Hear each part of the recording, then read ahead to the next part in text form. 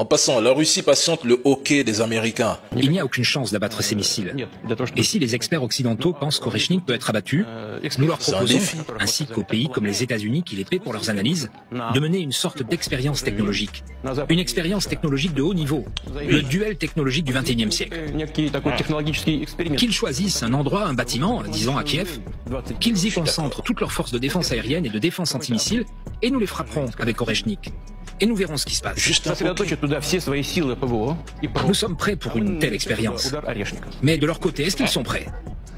Poutine a déclaré en termes simples. Si vous pensez pouvoir arrêter la Russie, installez vos systèmes de défense les plus avancés en Ukraine. Si vous voulez, je peux même vous donner le jour, la date et l'heure où je lancerai Oreshnik sur Kiev. Et nous verrons si l'OTAN, avec tout son arsenal, sera capable d'intercepter ne serait-ce qu'un seul missile. Je précise qu'il ne s'agit que d'un seul missile test et il y en a d'autres que le grand public ne connaît même pas. Kiev est la cible et je pense que le moment est quand même venu au lieu de nous pomper de la propagande pro-Occident. Depuis 2023, vous avez peur d'entrer en Russie, vous avez peur d'envoyer vos troupes. Alors, relevez le défi.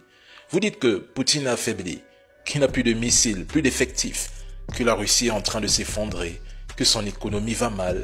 Pendant ce temps, la dette publique française continue d'exploser et Donald Trump menace l'Union européenne de sanctions si elle ne consomme pas leur gaz de schiste et leur pétrole de mauvaise qualité en 2025.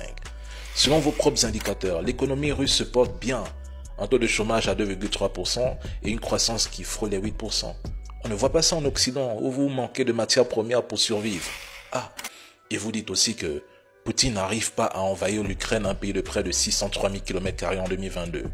Mais quand on vous demande de rappeler les objectifs de l'opération spéciale annoncée le 24 février 2022, vous vous contentez d'insulter pour éviter le débat. La question est la suivante. Vous relevez le défi, oui ou non? Parce que si c'est non, alors arrêtez de nous fatiguer avec votre désinformation, votre propagande, votre haine, votre russophobie.